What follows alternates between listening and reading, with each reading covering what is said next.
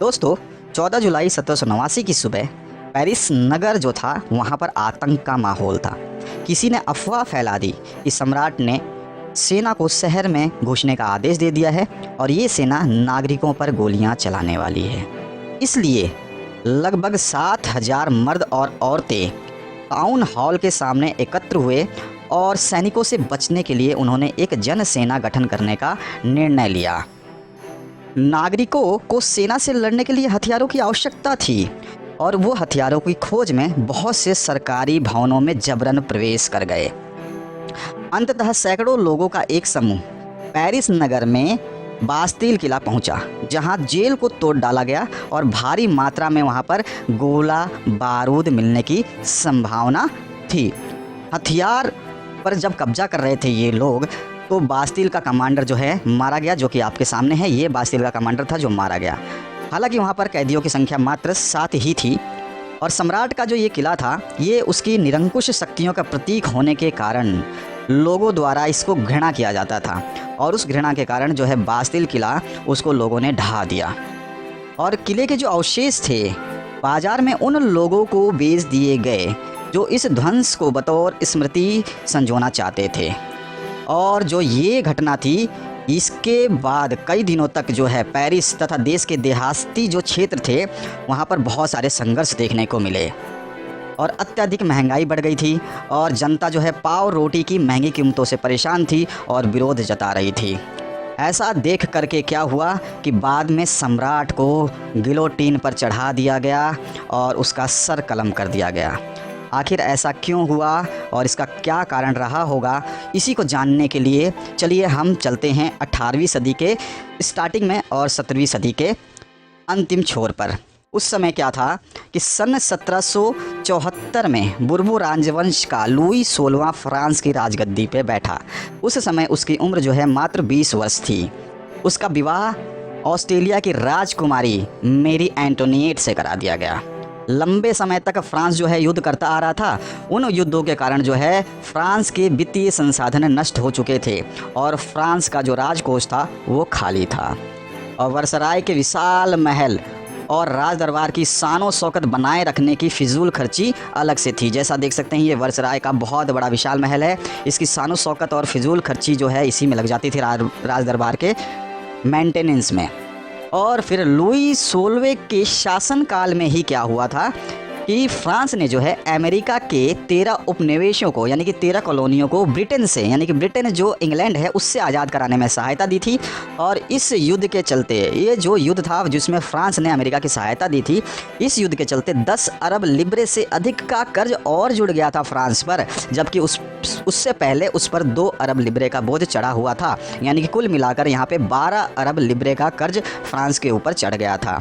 और जिन्होंने फ्रांसीसी सरकार को कर्ज दिया था वो लोग जो है 10% ब्याज की मांग करने लगे थे अपने पैसों के साथ। वो कह रहे थे कि फ्रांसीसी सरकार से हमें 10% ब्याज चाहिए। और साथ ही साथ क्या था कि फ्रांसीसी सरकार अपने नियमित खर्च, जैसे कि आप देख सकते हैं सेना के रखरखाव का खर्च, उसके अलावा जो है राज दरबार का खर्च, उसके अलावा जो है आपके सरकारी कार्यालयों का खर्च या विश्वविद्यालयों को चलाने का खर्च, इन सभी को खर्चों को चलाना था। तो इन सभी खर्चों को चलाने के लिए क्या किया, फ्रांसीसी सरकार ने करों में वृद्धि कर डाला, यानी टैक्स जो है वो बढ़ा दिया। और जब ये टैक्स बढ़ाया तो हमें ये समझना पड़ेगा कि ये टैक्स जो है कौन अदा करता था। तो इसको समझने के लिए हमें देखना पड़ेगा कि फ्रांसीसी समाज जो था वो कैसा था, फ्रांस की समाज या जनता जो थी वो कैसी थी। तो चलिए देखते हैं 18वीं शताब्दी में जो है फ्रांस का समाज 3 समूहों में बटा हुआ था और ये 3 समूह जो है स्टेट्स कहलाते थे। और इनमें जो है एक प्रथम स्टेट्स था, एक द्वितीय स्टेट था और एक तृतीय स्टेट था, जिसको हम आज प्रथम वर्ग, द्वितीय वर्ग और तृतीय वर्ग बोल सकते हैं। उस समय वो स्टेट्स कहलाते थे। जैसा कि आप डायग्राम में देख सकते हैं, प्रथम स्टेट में जो है कौन आते थे, इसमें आते थे आपके पादरी वर्ग, जो पादरी हैं, बिशप हैं, चर्च के अन्य लोग हैं, वो सब जो है इस प्रथम स्टेट में आते थे। इसके बाद जो द्वितीय स्टेट था इसमें जो है कुलीन वर्ग के सदस्य सम्मिलित थे, जिसमें राजा के परिवार सम्मिलित थे, साथ ही साथ उनके मंत्री संतरी और उनके रिश्तेदार सम्मिलित थे। ये सारे के सारे द्वितीय स्टेट में आते थे। और इसके अलावा जो तीसरा स्टेट है उसकी भी हम बात करेंगे। और जो द्वितीय स्टेट था, इस वर्ग की सदस्यता जन्म के आधार पर मिलती थी कि अगर कुलीन वर्ग में किसी ने जन्म ले लिया तो वो आपका द्वितीय स्टेट का हो जाएगा। इसके अलावा अगर कोई द्वितीय स्टेट का सदस्यता चाहता था तो वो जो है इसकी सदस्यता यानी कि कुलीन वर्ग में शामिल होने के लिए वो सदस्यता खरीद भी सकता था। कोई व्यक्ति एक भारी टैक्स दे करके या फिर राज परिवार की बढ़िया सेवा करके जो है द्वितीय स्टेट में शामिल हो सकता था। और जो तीसरे स्टेट था, ये जो तीसरा स्टेट था, इसमें 3 तरह के लोग होते थे। तीनों तरह के लोग आप देख सकते हैं, जिसमें बड़े व्यवसायी, व्यापारी, अदालती कर्मचारी, वकील आदि सम्मिलित थे। साथ ही साथ इसमें किसान और कारीगर भी सम्मिलित थे। और इसी में ही छोटे किसान, भूमिहीन मजदूर और नौकर सम्मिलित थे। ये सारे के सारे लोग जो है ये इसमें सम्मिलित थे। अब ये वर्ग जो है आपके सामने जो दिखाई दे रहा है, अब इस वर्ग की बात करते हैं कि ये तीनों वर्ग जो है ये क्या काम करते थे, कौन इनमें से टैक्स देता था, इसको हमें समझना होगा। और यहाँ पर जो है जीने के संघर्ष की बातें भी होंगी कि लोग कैसे जीने के लिए जो है लड़ने लग गए थे। देखिए, फ्रांसीसी जो समाज है, इसमें उस समय की बात जब हम करें, जब तीनों स्टेट थे, तो उस समय क्या था, यहाँ पर जो तीसरा स्टेट था जिसमें 3 तरह के लोग रहते थे, ये जो है एक कर देते थे जिसका नाम था टाइद। ठीक है। और जो ये जो तीनों के लोग हैं, जो तीनों स्टेट्स के लोग हैं, ये तीनों के तीनों लोग जो हैं ये कर देते थे। और कौन सा कर देते थे, उसका नाम था टाइद। ठीक है। ये टाइद जो था, यही केवल यही लोग टैक्स देते थे। तृतीय स्टेट के लोग ही टैक्स देते थे। बाकी 2 स्टेट जो प्रथम स्टेट है, द्वितीय स्टेट है, इसके लोग तो टैक्स देते ही नहीं थे। तो टाइद जो था ये एक धार्मिक टैक्स था जो चर्च को दिया जाता था। किसको दिया जाता था, चर्च को, यानी कि प्रथम स्टेट पादरी वर्ग को दिया जाता था। और इसी तरह से जो दूसरा टैक्स था जो तृतीय स्टेट देता था, वो कुलीन वर्ग को देता था, जिसका नाम था टाइल। ये टाइल में जो है प्रत्यक्ष और अप्रत्यक्ष दोनों ही कर शामिल थे। और जो रोजाना हमारे उपयोग की वस्तुएं थी जैसे कि नमक और तंबाकू, उन पर इनको लगाया जाता था। और ये जो कर था ये तृतीय स्टेट ही देता था, कुलीन वर्ग को भी देता था। ठीक है। और राजा को भी देता था, यानी कि मंत्री संतरी और जो भी बड़े लोग हैं उनको भी देता था और राजा को भी देता था। तो आप समझ सकते हैं कि जब इतनी बड़ी समस्या होगी कि भाई तीसरे स्टेट के लोग टैक्स देते जाएंगे और सारे के सारे पादरी वर्ग को देंगे, कुलीन वर्ग को देंगे, राजा को देंगे, केवल तीसरे वर्ग के स्टेट के लोग ही जो है टैक्स दिया करते थे, तो क्या होगा, जीने का संघर्ष लागू हो जाएगा। हुआ क्या कि फ्रांस की जो जनसंख्या थी, ये फ्रांस की जनसंख्या 1715 में तो 2.3 करोड़ थी, लेकिन 1789 में बढ़कर 2.8 करोड़ हो गई, यानी जनसंख्या में भारी वृद्धि हुई। परिणाम क्या हुआ कि जो अनाज की पैदावार की तुलना में जो है मांग काफ़ी तेज़ी से बढ़ गई। ऑब्वियस सी बात है, जब अनाज आपका उतना ही पैदा हो रहा था लेकिन जनसंख्या बढ़ गई। अब जनसंख्या बढ़ेगी तो अनाज तो उतना ही पैदा होता था, लेकिन उसकी मांग बढ़ गई। और अधिकांश लोग जो है उनके मुख्य खाने की फसल जो पाव रोटी है उसकी ही कीमत बढ़ गई थी। उस समय जो है वहाँ फ्रांस में सबसे ज़्यादा पाव रोटी खाया जाता था, उसकी कीमत भी इन्होंने बढ़ा दी। और जनसंख्या में वृद्धि के कारण जो है मजदूरी कम थी, क्योंकि जनसंख्या जितनी बढ़ेगी मजदूरी उतनी ही कम हो जाएगी, और महंगाई की दर जो है ज़्यादा थी। फलस्वरूप क्या हुआ, जो अमीर और गरीब की जो खाई है वो और भी चौड़ी होती चली गई। आप देख सकते हैं चित्र में कि गरीब के ऊपर जो है कुलीन वर्ग और राजा, आगे पादरी बैठा हुआ और पीछे राजा बैठा हुआ, और नीचे जो है गधे की तरह जो है आपका तृतीय स्टेट का एक बंदा है जिसके ऊपर ये लदे हुए हैं। तो ये स्थिति हो चुकी थी। फलस्वरूप क्या हुआ कि अमीर और गरीब की खाई चौड़ी हो गई। और स्थितियां तब तो और भी बदतर हो गई जब फसल बर्बाद हो गए और सूखा पड़ गया, ओला पड़ गया। और ये सब चीज़ें जब हुई तो रोजी और रोटी की संकट थी वो और भी गहरा हो गया। इसके कारण होना क्या था, इसके कारण तो कुछ ना कुछ आंदोलन होना ही था। तो यहाँ पर जो है ये सारी चीज़ें हुई तो वहाँ पर उभरते मध्यम वर्ग के विशेष अधिकारों के अंत की कल्पना की गई। यानी कि जो ये कुलीन वर्ग और पादरी वर्ग थे, स्टार्टिंग के जो प्रथम स्टेट और द्वितीय स्टेट के लोग थे, इनको जन्म के आधार पर ही विशेष अधिकार मिलते थे। जन्म के हिसाब से इनको कुछ खास बातें चीज़ें मिलती थी राजा की तरफ से, सोसाइटी की तरफ से। तो इसको ख़त्म करने की बात हुई। और इसको समझने के लिए हमें मध्यम वर्ग को समझना होगा। मध्यम वर्ग कौन थे, तो मध्यम वर्ग जो थे इन्होंने जॉन लॉक और रूसो का जो है एक दार्शनिक जो ये होते थे, इनके स्वतंत्रता, समान विचार, समान अधिकार के लिए जो है बातें इनकी पढ़ी हुई थी। ये जॉन लॉक और रूसो की दिए हुए थे और ये बहुत बड़े दार्शनिक थे जिनका स्वतंत्रता, समान नियम और समान अवसर जो है ये मध्य वर्ग के लोग मानते थे। उनको पता भी था और उन्होंने सुना भी था, क्योंकि ये मध्यम वर्ग जो था ये पढ़ा हुआ था। और जॉन लॉक की एक पुस्तक थी जिसका नाम था टू ट्राइएस ऑफ गवर्नमेंट। इसमें राजा और निरंकुश अधिकारों का खंडन भी किया गया था। इसको भी जो है मध्यम लोगों ने पढ़ा था, मध्यम वर्ग के जो लोग थे उन्होंने पढ़ा था।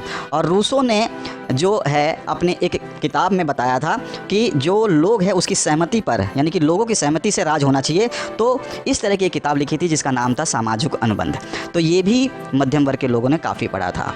और उसके अलावा जो मॉन्टेस्क्यू थे, इन्होंने the spirit of the laws नामक रचना जो है एक बहुत बड़ी रचना लिखी थी, जिसमें इन्होंने विधायिका, कार्यपालिका और न्यायपालिका की बात कही थी कि जो सत्ता का बंटवारा होना चाहिए वो कार्यपालिका, न्यायपालिका और विधायिका के बीच में होना चाहिए। और ये मॉन्टेस्क्यू ने अपने द स्पिरिट ऑफ लॉज नामक रचना में बताई थी। यानी कि यहाँ पर हम बोल सकते हैं कि जो ये रचना बताई थी ये कानून की आत्मा के नाम से भी जानी जाती है हिंदी में।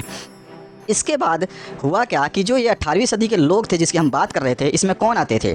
तो ये जो 18वीं सदी के लोग थे इसमें नए जो है कुछ लोग उभर के आए थे जो तृतीय स्टेट से ही थे। ऐसा नहीं था कि ये कुलीन वर्ग और पादरी वर्ग से थे, ये तृतीय स्टेट के ही लोग थे, जिसमें सौदागर, निर्माता, प्रशासनिक सेवा वर्ग, वकील, पेशेवर, ये सभी लोग शामिल थे। और ये सारे के सारे क्या थे? पढ़े लिखे थे। ये थे मध्यम वर्ग के लोग जो तृतीय स्टेट के अंदर ही शामिल थे, लेकिन ये पढ़े लिखे थे। इसमें अच्छे अच्छे लोग जो है शामिल थे। अब इन्होंने जो ये मध्यम वर्ग के लोग हैं ये क्या चाहते थे? तो ये जो है ये चाहते थे संसदीय सिद्धांतों की मांग कर रहे थे। अब संसदीय सिद्धांत क्या होते हैं उसकी ये मांग कर रहे थे, क्योंकि इन्होंने जॉन लॉक की, रूसो की, मॉन्टेस्क्यू की, इन सभी की बातें सुनी थी, पढ़ी थी। संसदीय सिद्धांतों का मतलब था ये मध्यम वर्ग जो मांग कर रहा था कि अपना एक संविधान हो जिसमें नियम और कानून सबके लिए बराबर हो, साथ ही साथ जो प्रेस है उसकी स्वतंत्रता हो, यानी किसी को लिखने, बोलने और छापने की स्वतंत्रता हो, और साथ ही साथ जो है संघ की स्वतंत्रता हो, यानी कि किसी को भी अपना दल, ग्रुप या कोई भी टीम बनाने की, अपना क्लब बनाने की आज़ादी हो। तो ये संसदीय सिद्धांतों की मांग कर रहे थे मध्यम वर्ग। इसी में सब कुछ आज़ादी आ जाती, तो इसी की ये मांग कर रहे थे। अब हुआ क्या कि जो टैक्स में वृद्धि थी वो कैसे हुई, क्या उसके लिए राजा को क्या करना पड़ता था उसको समझ लेते हैं। कि कोई राजा जो है टैक्स डायरेक्ट तो बढ़ा नहीं सकता था, तो उसके लिए क्या करा, जब लुई 16वें ने जो है खर्चों को चलाने के लिए करों में जब वृद्धि कर दिया, ठीक है, तो इसके लिए उसे क्या है कि प्राचीन राजतंत्र के हिसाब से फ्रांसीसी सम्राट चाहे कोई भी हो अपनी मर्जी से कर नहीं लगा सकता था, कर नहीं बढ़ा सकता था। इसके लिए उसे स्टेट जनरल यानी कि प्रतिनिधि सभा की बैठक बुला करके नए करों के अपने प्रस्ताव पर मंजूरी लेनी पड़ती थी। और ये स्टेट जनरल क्या थे? ये एक राजनीतिक संस्था थी, ठीक है, ये राजनीतिक संस्था थी जिसमें तीनों स्टेट के यानी कि प्रथम स्टेट, द्वितीय स्टेट और तृतीय स्टेट के प्रतिनिधि जो उनका लीडर होते थे वो लोग जो है यहाँ पर आते थे और यहाँ पर जो है एक सभा बुलाई जाती थी जिसे प्रतिनिधि सभा कहते थे। लेकिन ये जो सभा थी, सम्राट जो है ये निर्णय इस सभा का वही लेता था कि इस सभा को कब बुलाई जाए। और ये जो सभा बहुत पहले जब बुलाई गई थी वो सन 1614 में बुलाई गई थी। अब इसके बाद में 5 मई 1789 को नए करों के प्रस्ताव के लिए स्टेट जनरल की बैठक बुलाई गई और पहले और दूसरे स्टेट्स ने इस बैठक में अपने 300 प्रतिनिधि भेजे, यानी कि पादरी वर्ग और कुलीन वर्ग के लोगों ने अपने 300 जो है लीडर भेजे, प्रतिनिधि भेजे इस सभा के अंदर। और जो आपका तीसरा स्टेट था इसके 600 प्रतिनिधि आए जो कि पीछे खड़े रहे। और उसके अलावा तीसरे प्रतिनिधि में जो लोग शामिल थे वो बहुत ही समृद्ध और शिक्षित थे जैसा कि हम जानते हैं। और किसानों, औरतों और कारीगरों को सभा में प्रवेश जो है नहीं दिया गया था, उनका प्रवेश वर्जित था। फिर भी लगभग 40,000 पत्रों के माध्यम से उनकी शिकायतों एवं मांगों की सूची बनाई गई और इसे तृतीय स्टेट के प्रतिनिधि जो है साथ लेकर वहाँ सभा में आए थे। अब जैसा कि आप समझ सकते हैं कि स्टेट जनरल यानी कि प्रतिनिधि सभा के नियमों के अनुसार ही प्रत्येक वर्ग को, उस समय की जो प्रतिनिधि सभा थी यानी कि स्टेट जनरल की जो मीटिंग होती थी उसके अनुसार प्रत्येक वर्ग के को एक ही मत देने का अधिकार था, यानी कि प्रत्येक वर्ग केवल एक ही वोट दे सकता था। जैसा कि आप जानते हैं कि राजा ने जो बैठक बुलाई थी उसमें प्रथम स्टेट के लोग के 300 प्रतिनिधि थे और द्वितीय स्टेट के लोग भी 300 प्रतिनिधि थे और साथ ही साथ जो तृतीय स्टेट था इसके 600 प्रतिनिधि आए हुए थे। और कहानी ये थी कि स्टेट जनरल की जो नियम कानून थे के हिसाब से प्रथम स्टेट भी एक वोट दे सकता था, द्वितीय स्टेट भी एक वोट दे सकता था और तृतीय स्टेट भी एक ही वोट दे सकता था। तीसरे वर्ग के जो लोग थे जो पढ़े लिखे थे इन्होंने क्या कहा, इनके प्रतिनिधियों ने मांग रख दी कि अब की बार पूरी सभा द्वारा मतदान कराया जाएगा जिसमें प्रत्येक सदस्य को एक मत देने का अधिकार होगा। यानी कि पहले जो एक एक वोट डालते थे अब ये 300 और 600 टोटल मिला के 1200 वोट डालने की बात हुई।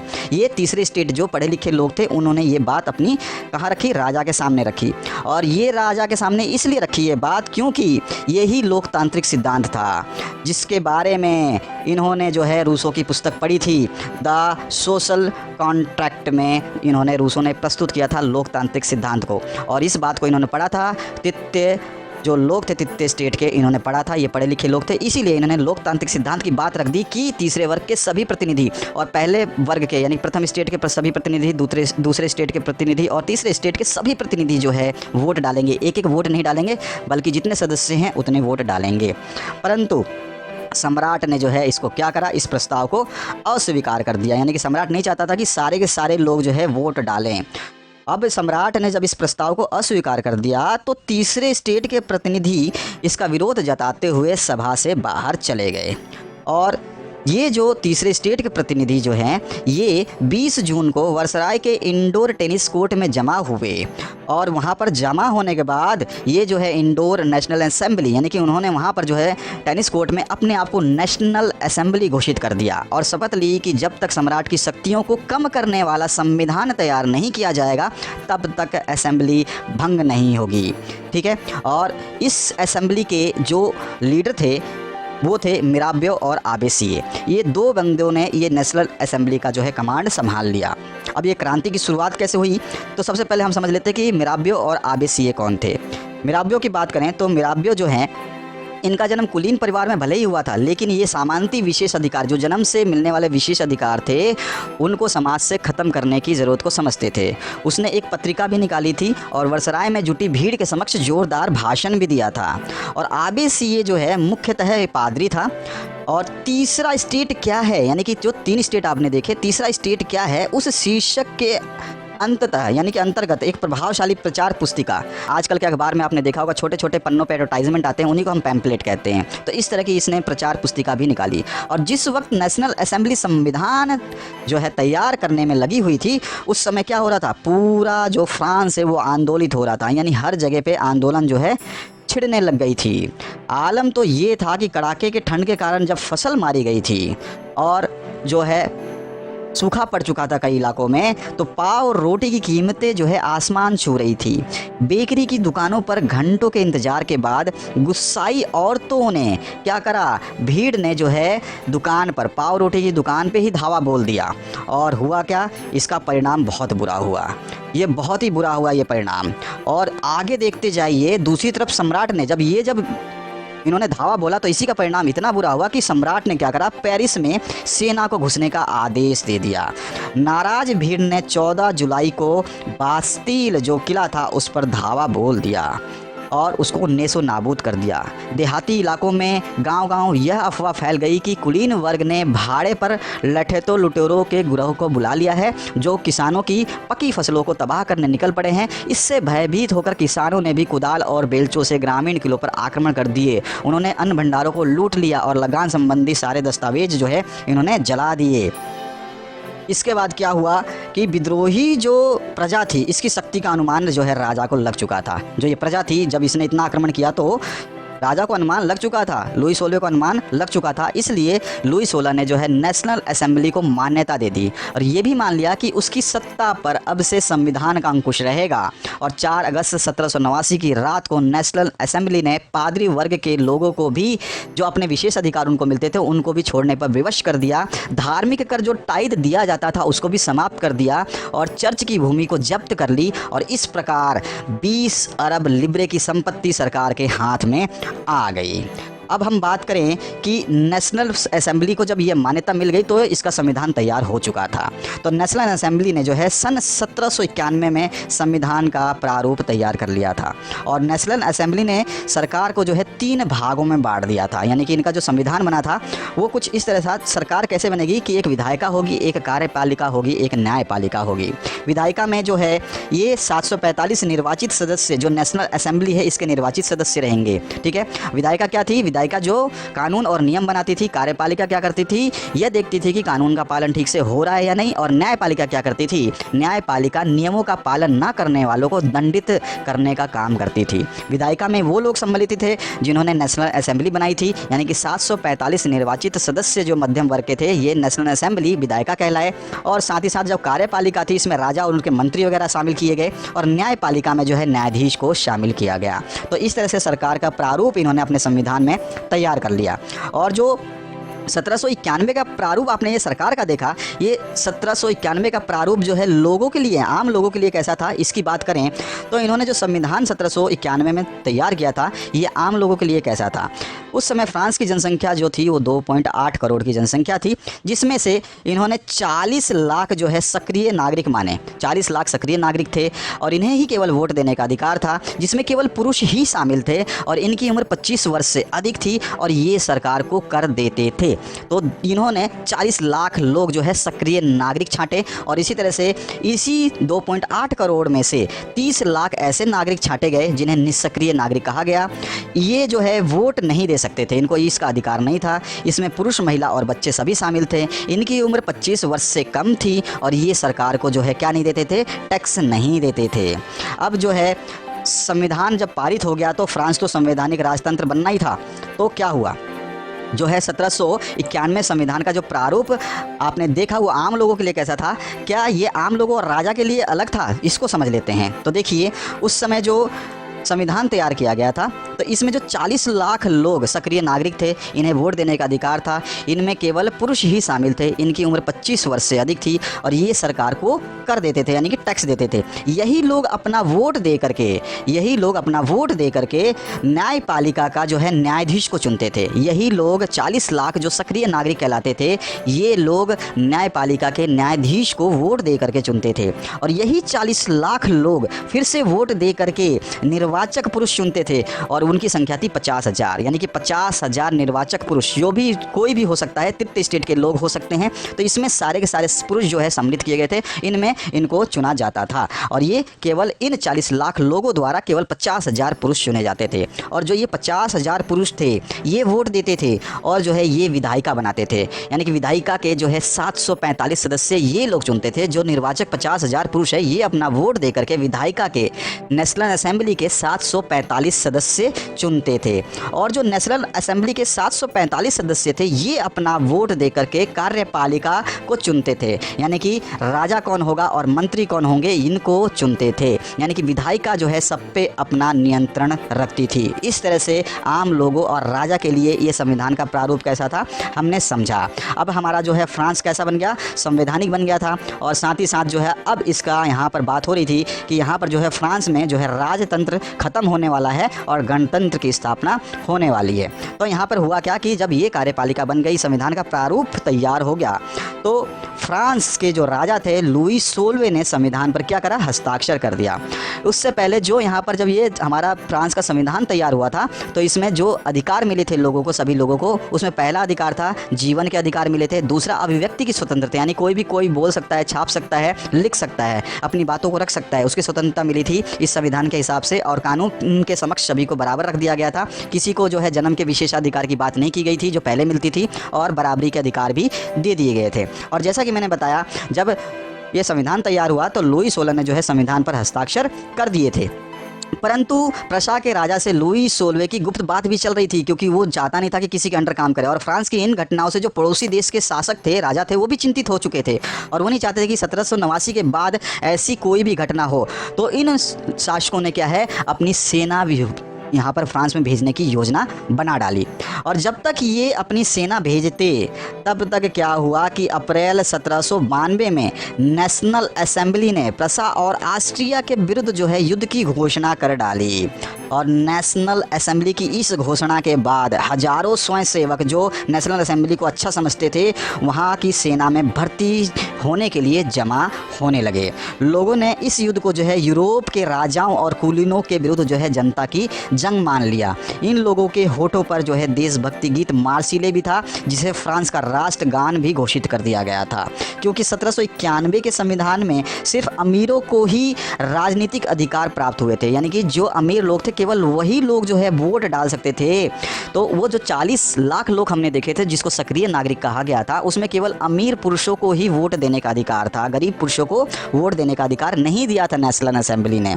तो इसलिए जो है लोग जो है राजनीतिक क्लब बनाने लगे और सरकार वहाँ पर जो है राजनीतिक क्लब बना करके क्या करते थे, सरकार की नीतियों पर और कार्य योजनाओं पर बहस करते थे। यहाँ पर आप देख सकते हैं चित्र में कि किस तरह से ये जो है क्लब बना करके बैठे हुए हैं और सरकारी योजनाओं के बारे में, वहाँ पर उनकी नीतियों के बारे में, उनकी कार्य योजनाओं के बारे में जो है डिस्कस कर रहे हैं, बातचीत कर रहे हैं। तो इस तरह से ये जो है लोग राजनीतिक क्लब बनाने लगे, क्योंकि संविधान में केवल 40 लाख लोगों को ही जो है मत देने का अधिकार था, वो भी केवल अमीर पुरुषों को। इसलिए ये लोग राजनीतिक क्लब बनाने लगे। और इस क्लब में कौन थे, इस क्लब में सबसे ज़्यादा जो फेमस हुआ था, ये जो क्लब था इसमें सबसे ज़्यादा जो है सबसे प्रमुख एक क्लब था जिसका नाम था जैकोबिन क्लब। तो ये सबसे सफल रहा था ये क्लब। इस जैकोबिन क्लब के सदस्य जो थे वो बहुत ही कम समृद्ध यानी गरीब लोग भी इसमें शामिल होते थे। ठीक है, इसमें छोटे दुकानदार, कारीगर जैसे जूता बनाने वाले, पेस्ट्री बनाने वाले, या फिर घड़ी साज हो छपाई करने वाले, या नौकर जो होते हैं वो दास होते हैं, वो दिहाड़ी मजदूर होते हैं, वो शामिल थे इस जैकोबिन क्लब में। तो इस तरह के लोग जो है जैकोबिन क्लब बनाते थे, जहाँ पर ये सरकार की नीतियों की बातें करते थे ताकि सरकार से इन्हें भी वोट देने का अधिकार मिल जाए। और ये जो जैकोबिन क्लब था इसका नेता जो है मैक्सिमिलियन रॉबेस्पियर को बनाया गया। इस जैकोबिन क्लब का नेता जो है मैक्सिमिलियन रॉबेस्पियर को बनाया गया। और जैकोबिन क्लब के जो सदस्य हैं इनका पहनावा भी अलग था, इनका पहनावा बिल्कुल अलग था ताकि ये जो है आसानी से पहचाने जा सके कि ये जैकोबिन क्लब के सदस्य हैं। पुरुष जो है लाल रंग की टोपी पहनते थे जो कि वो स्वतंत्रता का प्रतीक मानते थे। इसलिए जैकोबिनो यानी कि इनको जब जैकोबिन क्लब के सदस्य थे इनको जैकोबिनो कहा गया। तो इनको जैकोबिनो को जो है सोकुलात के नाम से भी जाना गया। सोकुलात कौन थे, जो जैकोबिन क्लब के सदस्य थे, इनका नाम सोकुलात भी कहलाया क्योंकि इन्होंने जो है अपना ड्रेस कोड अलग रख लिया था। और सन 1792 की गर्मियों में जैकोबिनो ने जो खाद्य पदार्थों की महंगाई और अभाव से नाराज होकर के पेरिसवासी जो थे उसके साथ मिल करके विशाल हिंसक विद्रोह करने की योजना बना डाली। क्योंकि उस समय गर्मियों में क्या हुआ था, खाद्य पदार्थों की बहुत ज़्यादा महंगी कीमतें हो गई थी। और 10 अगस्त की सुबह उन्होंने जो है ट्यूलरी के महल पर धावा बोल दिया। ठीक है, वहाँ पर राजा के रक्षकों को मार डाला और राजा को बंदी बना लिया गया। और हुआ क्या, लुई 16 को न्यायालय द्वारा देशद्रोही के आरोप में जो है मौत की सज़ा सुनाई गई। और बाद में जो है 21 जनवरी सन 1793 में प्लेस डी ला कांकार्ड में उसे सार्वजनिक रूप से फांसी दे दी गई, यानी कि गिलोटिन से उसका सर काट दिया गया। और यही हश्र जो है मेरी एंटोनियत का भी हुआ। अब नेशनल असेंबली ने नए चुनाव करवाए क्योंकि इन्होंने राजा को तो मार दिया, उस समय संविधान बना था तो राजा था। अब दोबारा इनको नेशनल असेंबली को क्या करना पड़ा, फिर से चुनाव कराना पड़ा। अब इस चुनाव में जो है इन्होंने क्या करा, 21 वर्ष से अधिक उम्र वाले सभी पुरुषों को मतदान का अधिकार दे दिया। जिसके पास संपत्ति होगी वो भी वोट दे सकता है और जिसके पास संपत्ति नहीं होगी वो भी वोट दे सकता है। पहले केवल संपत्तिवान पुरुषों को ही अधिकार दिए गए थे और 25 वर्ष से ऊपर वाले व्यक्तियों को ही अधिकार दिए गए थे। लेकिन इस बार नेशनल असेंबली ने जो चुनाव करवाए इसमें 21 वर्ष से अधिक उम्र वाले सभी पुरुषों को मतदान का जो है अधिकार दे दिया। और जो ये नई असेंबली बनी, जो नवनिर्वाचित जो असेंबली बनी, इसको जो है कन्वेंशन का नाम दिया गया। ठीक है, इसका नाम जो नई नेशनल असेंबली ने चुनाव करवाए, जो नई असेंबली बनी, नई नवनिर्वाचित असेंबली बनी, इसका नाम कन्वेंशन रख दिया गया। और इस कन्वेंशन असेंबली ने 21 सितंबर 1792 को जो है फ्रांस में राजतंत्र यानी कि राजाओं का अंत कर दिया और फ्रांस को एक गणतंत्र यानी कि स्वतंत्र राष्ट्र घोषित कर दिया। अब जो है आतंक राज शुरू हो जाता है क्योंकि राजा मर चुका था। अब जैकोबिन क्लब का जो रॉबेस्पियर था उसके पास सारी पावर आ चुकी थी, नियंत्रण वही रखता था। तो यहाँ पर क्या हुआ, जैकोबिन का जो नेता था रॉबेस्पियर, उसने जो है नियंत्रण और दंड की जो है सख्त नीति अपना ली। उसके हिसाब से जो भी गणतंत्र का शत्रु होगा, चाहे वो कुलीन वर्ग से हो या पादरी हो या किसी भी राजनीतिक दल से हो या फिर उसी के दल से हो, सभी को गिरफ्तार करके जेल में डाल दिया गया। और क्रांतिकारी जो न्यायालय था उसके द्वारा उन पर मुकदमा चलाया गया। यदि न्यायालय उनको दोषी पाता तो गिलोटिन पर चढ़ा करके उसका सिर कलम कर दिया जाता था। जैकोबिन नेता जो रॉबेस्पियर था उसने कानून बना करके मजदूरी और कीमतों की अधिकतम सीमा भी तय कर दी और किसानों को अपना अनाज शहरों में ले जा करके सरकार द्वारा तय कीमत पर बेचने के लिए बाध्य कर दिया। तो ये रॉबेस्पियर करता गया। चर्चों को बंद कर दिया गया और उनके भवनों को जो है दफ्तर और बैरक में बदल दिया गया। जो चर्च थे उनको बंद कर दिया गया और उनके भवन जो भी थे चर्च के उनको दफ्तर बना दिया गया या फिर बैरक बना दिया गया। और यहाँ पर जो जैकोबिन ने एक काम किया, बहुत ही ज़बरदस्त काम किया जैकोबिन क्लब ने, वो सबसे बेहतरीन काम था कि इन्होंने जो है दास प्रथा की समाप्ति कर दी। तो दास प्रथा की समाप्ति किसने करी थी? तो फ्रांस के उपनिवेश में जो है दास प्रथा की समाप्ति जैकोबिन क्लब ने ही की, जो सभी सुधारों में से एक था। अगर हम इसको समझना चाहें कि ये दास प्रथा का किस्सा क्या था, तो देखिए इस तरह से लोगों को जो है हथकड़ियाँ पहना करके दाग करके जो है दूसरी जगह काम करवाने के लिए भेजा जाता था। तो होता क्या था कि फ्रांस जो था, जो कि आप देख रहे हैं, इस फ्रांस की कुछ कॉलोनियाँ थी जिसको कैरिबियाई उपनिवेश या कॉलोनी बोलते थे। और ये कैरिबियाई जो कॉलोनियाँ थी इसमें मार्टिनिक और गाडेलोप और सैन डोमिंगो ये शामिल थे, जहाँ से फ्रांस में तंबाकू, नील, चीनी, कॉफ़ी, ये सारे के सारे आइटम जो है, ये सारे के सारे खाद्य पदार्थ और ज़रूरी सामान जो है कैरिबियाई उपनिवेश जो फ्रांस के थे, मार्टिनिक, गाडेलोप और सैन डोमिंगो, यहाँ से फ्रांस में जाते थे। ये काफ़ी दूर थे फ्रांस से, यहाँ पर जाने में लोगों को 3-3 महीने का समय लग जाता था। तो यहाँ से जो है अब फ्रांस के लोग जो है यहाँ पे जाने के लिए तैयार नहीं होते थे, क्योंकि फ्रांस के लोग जो है इस जो 3 कॉलोनियाँ थी इसको जो है अपरिच मानते थे। अपरिच मतलब कि इसको नहीं जानते थे, बहुत दूर ये कॉलोनी थी। तो वहाँ पर जा करके ये फ्रांस के लोग काम करने के लिए राज़ी नहीं होते थे, और राज़ी नहीं होते थे तो वहाँ पर जहाँ पर मार्टिनिक था, गाडेलोप था, सैन डोमिंगो था, वहाँ के बागान जो थे जहाँ पे तंबाकू, नील, चीनी, कॉफ़ी का उत्पादन किया जाता था, वहाँ पे श्रमिकों की कमी पड़ गई, यानी कि श्रम की कमी पड़ गई। तो हुआ क्या, श्रम की कमी को पूरा करने के लिए फ्रांसीसी सौदागर जो थे वो दासों को दागते थे, ठीक है, हथकड़ियाँ डाल करके अटलांटिक महासागर पार करके कैरिबियाई देशों के से 3 माह की लंबी समुद्र यात्रा करने के बाद जहाज़ों में ठूस ठूस करके ले जाते थे और बागान मालिकों को वहाँ पर बेच दिया करते थे। इसको हम चित्र के माध्यम से समझे। जो फ्रांस था, यहाँ से जितने भी फ्रांसीसी सौदागर थे वो जाते थे अफ्रीकी तट पर, और यहाँ पर जो है ये लोग दासों को खरीदते थे, वहाँ पर दासों को खरीदते थे, उनको दाग देते थे, हथकड़ियाँ पहनाते थे, ज़बरदस्ती इनको ठूस ठूस कर जहाज़ में लोड कर देते थे, और फिर जो है ये अटलांटिक महासागर को पार करके मार्टिनिक, गाडेलोप और सैन डोमिंगो जो है पहुँचते थे। और वहाँ जो बागान मालिक थे, वहाँ पे जो बागान चलाते थे, उन मालिकों को इन दासों को बेच दिया करते थे। तब जा कर के फ्रांस में तंबाकू, नील, चीनी और कॉफ़ी जो है पहुँचता था। तो इस तरह का यहाँ पे ये ट्रायंगल बन चुका था। यहाँ पे जो है यहाँ पर एक त्रिभुज की रचना हो चुकी थी। फ्रांस से अफ्रीकी तट पे आते थे, और अफ्रीकी तट से जो है ये कैरिबियाई जो उपनिवेश हैं, यानी कि फ्रांस की जो कॉलोनियाँ हैं, वहाँ पर जाते थे। ये फ्रांस के ही छोटे छोटे कॉलोनियाँ हैं, ठीक है। और यहाँ से फिर फ्रांस में जो है ये सारे मटेरियल और ये जो आपका तंबाकू है, नील है, चीनी है, कॉफ़ी, ये सारा चीज़ वहाँ पे पहुँचता था। अब रॉबेस्पियर ने जो है अपनी नीतियों को बहुत ही सख्ती से जो है डाल दिया, बहुत ही सख्ती अपनाई रॉबेस्पियर ने जो है क्या करा, सख्ती से अपनाई। और इस सख्ती अपनाने के कारण क्या हुआ कि 1794 के कन्वेंशन ने फ्रांसीसी उपनिवेश में सभी दासों की मुक्ति का कानून पारित कर दिया। पर यह कानून जो है छोटी अवधि के लिए ही लागू रहा। उसका कारण क्या था कि रॉबेस्पियर भी जो है दासों को खरीदने और बेचने के काम में जो है लग चुका था, ठीक है। और अंततः क्या हुआ, जुलाई 1794 में, क्योंकि रॉबेस्पियर की नीतियाँ बहुत ज़्यादा खतरनाक हो चुकी थी और उसी के लोग जो हैं, उसी के समर्थक जो हैं वो त्राही त्राही करने लगे।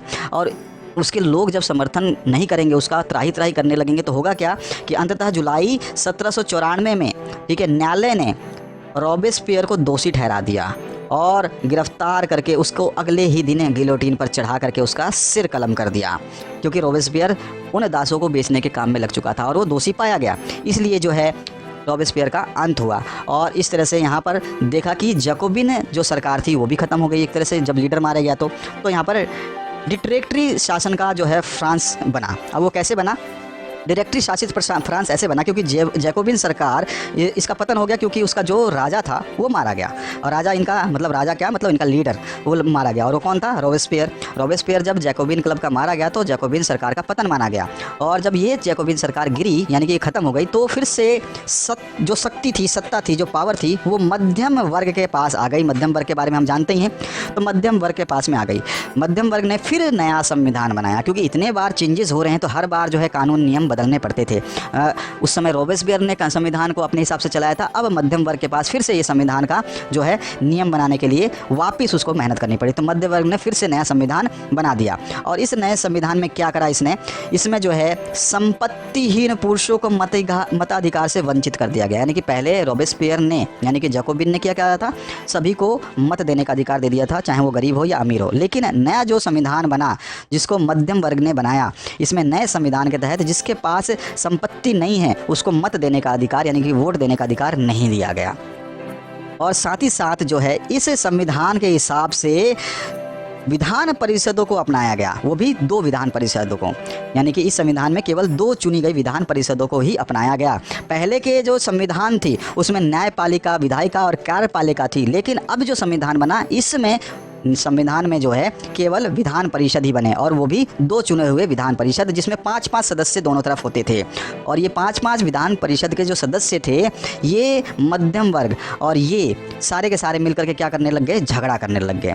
और इनके झगड़े के कारण एक ऐसे इंसान को फ्रांस में दाखिल होने का मौका मिला जिसको आज दुनिया नेपोलियन बोनापार्ट के नाम से जानती है।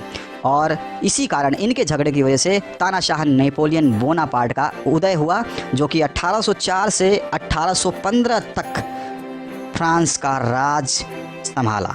यानी कि राजगद्दी पे बैठने वाला ये शख्स बाद में लुई 16 के बाद जब इसने सत्ता संभाली तो वो नेपोलियन बोनापार्ट था, जिसने फ्रांस के तख्त पलट दी, वापस से राजतंत्र ला दिया, राजाओं का शासन ला दिया। लेकिन हमको तो बस इतना ही पढ़ना है क्योंकि हमारे सिलेबस में 9th के हिसाब से इतना ही है। इसकी आगे की कहानी आपको 10वीं के इतिहास का चैप्टर जब पढ़ेंगे, यूरोप में राष्ट्रवाद का उदय, उसमें हम देखेंगे। अब हम बात करें क्या महिलाओं के लिए भी कोई क्रांति हुई थी, तो जी हाँ, थोड़ी सी क्रांति उनकी भी हुई थी। उसके बारे में कुछ पॉइंट्स हैं जिसको डिस्कस करें हम। तो देखिए, महिलाओं ने क्रांति में क्या करा था। महिलाओं ने शुरू से ही फ्रांसीसी समाज में अहम परिवर्तन लाने के लिए काफ़ी रूप से सक्रिय रही थी। महिलाओं ने अपने हितों की हिमायत करने के लिए, उन पर चर्चा करने के लिए जो है राजनीतिक क्लब भी बनाए थे और अखबार भी निकाले थे। उसके अलावा फ्रांस के विभिन्न नगरों में महिलाओं ने लगभग 60 क्लब बनाए थे। और ये 60 क्लब जो है उनमें the society of revolutionary and Republican women नाम से सबसे मशहूर क्लब रहा, जिसका आप चित्र देख सकते हैं। तो ये क्लब जो है सबसे मशहूर रहा। उनकी एक प्रमुख मांग ये थी कि महिलाओं को पुरुषों के समान जो है राजनीतिक अधिकार प्राप्त होने चाहिए, यानी कि महिलाओं को भी वोट देने का अधिकार प्राप्त होना चाहिए, ये इनकी प्रमुख मांग थी। और महिलाएं जो है इस बात से भी निराश थी कि जब पहला संविधान पारित हुआ था, जो कि 1791 में नया संविधान जो बनाया गया था नेशनल असेंबली के द्वारा, उसमें जो है इन महिलाओं को निष्क्रिय नागरिक घोषित किया गया था, क्योंकि इसको 30 लाख में रखा गया था, जिसमें इनको निष्क्रिय नागरिक घोषित कर दिया गया था, जो कि वोट नहीं दे सकते थे। तो इस बात से ये जो है खफा थी महिलाएं। और आतंक राज के दौरान क्या हुआ था, आतंक राज जो जैकोबिनों का शासन था जिस समय, तो आतंक राज के दौरान जो है महिला क्लबों को बंद कर दिया गया था और राजनीतिक क्लबों पे जो है प्रतिबंध लगा करके उस पर जो है कानून लगा दिया गया था। परंतु मताधिकार का संघर्ष जो है 19वीं सदी के अंत से 20वीं सदी के प्रारंभ तक अंतर्राष्ट्रीय मताधिकार आंदोलन के जरिए जो है जारी रहा। और अंततः और आखिर में सन 1946 में फ्रांस की महिलाओं ने मताधिकार यानी वोट देने का अधिकार प्राप्त कर लिया। तो इस तरह से महिलाओं ने जो है अपनी क्रांति दिखाई और इस तरह से ये सक्रिय रूप से जो है इसकी भागीदार भी रहीं। कुछ जो चीज़ें आपको याद रखनी है, टूटी हुई जंजीर किसका प्रतीक है, तो आज़ादी का प्रतीक है। ये चिन्ह आपको ध्यान रखने हैं। और आपसे क्वेश्चन भी पूछा जा सकता है कि छड़ों का बर्छीदार गट्ठा जो है ये क्या बताता है, तो ये एकता का प्रतीक बताता है। इसी तरह त्रिभुज के अंदर रोशनी विखेरती आंखें क्या हैं, तो आंखें जो है ये ज्ञान का प्रतीक है और जो रोशनी है ये ज्ञान रूपी अंधेरे को मिटा देने का प्रतीक है। राजदंड जो है सोने जैसा आपको डंडा दिखाई दे रहा है, ये शाही सत्ता का प्रतीक यानी राजाओं का प्रतीक है। अपनी मुँह को अपने पूंछ को मुंह में लिए जो सांप दिखाई दे रहा है, ये बता रहा है कि ये समानता का प्रतीक है। ठीक है। और साथ ही साथ लाल फ्रांजियन टोपी जो है ये स्वतंत्र होने के बाद जो दास स्वतंत्र होते थे उनको पहनाई जाती थी, तो उनकी स्वतंत्रता का प्रतीक है ये। और नीला सफ़ेद और लाल जो है फ्रांस का झंडा है और यहाँ पे फ्रांस के राष्ट्रीय रंग का ये प्रतीक माना जाता है। डेनो वाली स्त्री जो है कानून का मानवीय रूप मानी जाती है और विधि पट जो है ये कानून सबके लिए समान है और उसकी नज़र में सब समान है, ये बताता है। तो ये सारे चिन्हों को भी आपको ध्यान रखना है। आशा करता हूँ इस वीडियो के माध्यम से आपने पूरा इतिहास समझा होगा और इस वीडियो के देखने के लिए आपका बहुत बहुत धन्यवाद। नए हैं तो चैनल को सब्सक्राइब कर लीजिए। कोई भी इशू है तो कमेंट कर दीजिए। आपका नेक्स्ट चैप्टर जल्दी ही हाजिर होगा, जिसको फिर से हम इस एनिमेटेड वीडियो के माध्यम से समझेंगे। जो इतिहास आपको बोर लगता था वो और भी बेहतरीन समझ में आने वाला है। एक बार वीडियो को दोबारा देखिएगा, शायद आपको कुछ बातें जो समझ में ना आ पाई हों, ऊपर से निकल गई हों, कोई चीज़ें भी दिक्कत हुई हो तो आपको दोबारा देखने से समझ में आ जाएगी। पूरा चैप्टर एक बार और देखेंगे तो फिल्म के माध्यम से आपको स्पष्ट हो जाएगा। Thank you very much, have a good day. Share करना बिल्कुल ना भूलें।